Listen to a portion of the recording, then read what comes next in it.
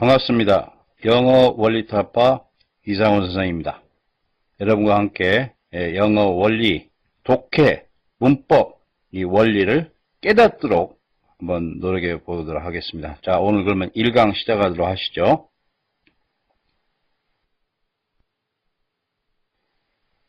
자, 그러면 1강 지문 보기 전에 여러분이 꼭 한번 저하고 앞으로 이 전체 교재를 통해서 이해해야 할 기본사항을 한번 간단하게 설명해 보도록 하겠습니다. 자, 그러면 여러분과 그 앞으로 이 교재를 나아갈 때 정해야 할 몇 가지 기호가 있으니까 곁들여서 기호도 같이 설명하도록 하겠습니다. 자, 여러분 S 플러스 V라고 이제 주어 동사라고 많이 영어 시간에 표기되는 걸 볼 겁니다. 동사는 동작이나 상태를 나타내는 말로 뭐뭐다 이렇게 번역되는 게 동사인데, 여러분 앞으로 문장에서 동사를 찾으면 이 V자 하기로 약속하겠습니다. V자로. 왜냐면 영어로 verb가 동사니까 그렇게 제가 정했습니다. 자, 그러면 이렇게 주어 동사 하나를 우리가 문장 아니면 절 이렇게 얘기를 하죠. 절. 그래서 절은 이제 하나가 동사가 하나면 절도 하나, 동사가 두 개면 절도 두 개, 동사가 세 개면 절도 셋 이렇게 판단하면 되겠는데, 그러면 절이 이제 두 개, 물론 뭐 두 개, 세 개, 네 개, 뭐 여러 개도 나올 수 있지만 절이 두 개가 있다고 보고 절도 종류가 있습니다. 여러분 옆에 써놨는데 주절이 있고 주절이 있고 그 다음에 종속절이라는 게 있어요.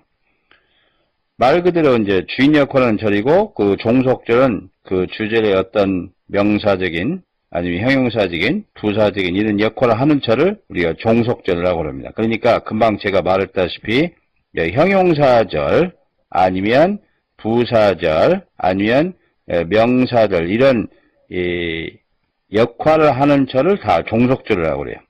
그러니까 주절은 그렇게 말할 수 없는 절이죠. 자, 그래서 절은 결과적으로 형용사, 부사, 명사는 다 종속절이니까 주절 아니면 종속절 두 가지가 있다는 것을 우리가 알 수가 있습니다. 자, 그러면 여기서 이 절이 두 개 이상이 만날 때는 절과 절을 연결하는, 이어주는 접속사가 등장해요.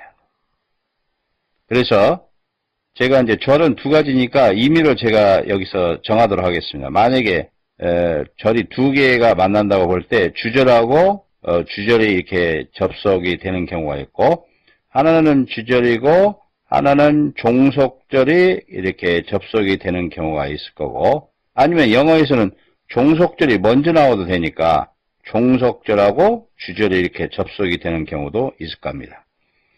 두 개가 만날 때 경우를 수를 말하는 겁니다.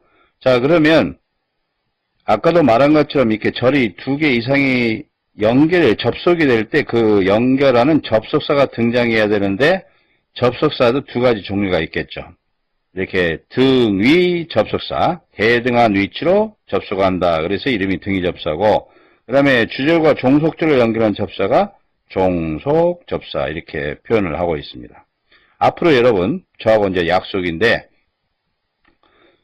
등위 접사는 우리가 뭐 and, but, or 이런 것인데 이렇게 네모로 우리가 표시하도록 약속하겠습니다. 그 다음에 종속 접사는 동그라미로 표시하고 약속하겠어요. 자, 그러면 1번 조합처럼 주절과 주절이 이어질 때는 무슨 접사? 그렇죠. 등위 접사가 이 가운데, 주절과 주절 그 가운데서 대등하게 연결을 하는 접사입니다. 그래서 우리가 이런 주절과 주절을 대등하게 연결할 때는 가운데, 그리고 그러나 또는 이런 등위 접사 접속하는데, 번역은 뭐 순서적으로 앞에부터 이렇게 번역을 하게 되어 있죠. 앞에부터 이렇게 순서적으로. 그 다음에 이제 주절과 종속절이 연결할 때, 주절과 종속절이 연결할 때, 아니면 종속절, 주절, 3번 같은 그런 조합인 경우에는 당연히 무슨 접사가 접속을 해야 되겠습니까? 그렇죠. 종속 접사, 우리가 동그라미로 표시가 된 접사가 등장해야 되는데, 이 종속 접사의 위치는 종속절 앞에 존재합니다. 종속절 앞에, 이 경우에는 종속절 앞에, 이 경우에는 종속절 앞에 이렇게 등장하게 되죠. 그래서 이 종속접사, 뭐 대선 여러 가지 뜻이 있지만 뭐뭐하는 것, 아니면 if는 뭐뭐 하면, 뭐 회는 뭐뭐 할 때 이렇게 번역이 되는 이 접사는 하는 일은 이 주절을 종속절에 접속할까요? 아니면 종속절을 주절에 접속할까요? 그렇죠.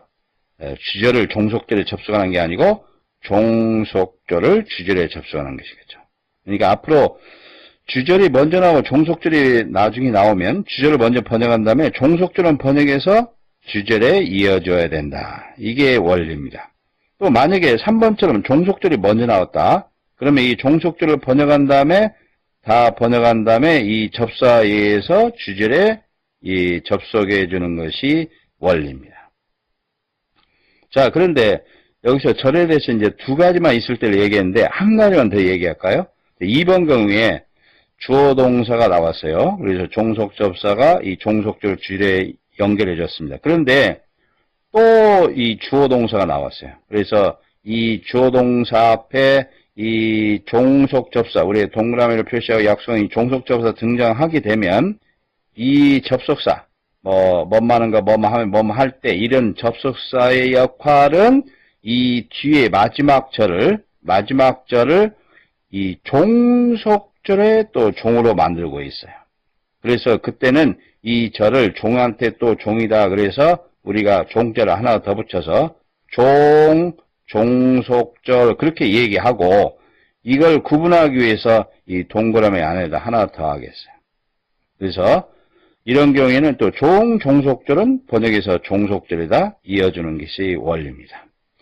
자, 그러면 첫 번째 지문으로 들어가기 전에 하나만 더 얘기하고 지문으로 들어가도록 하죠.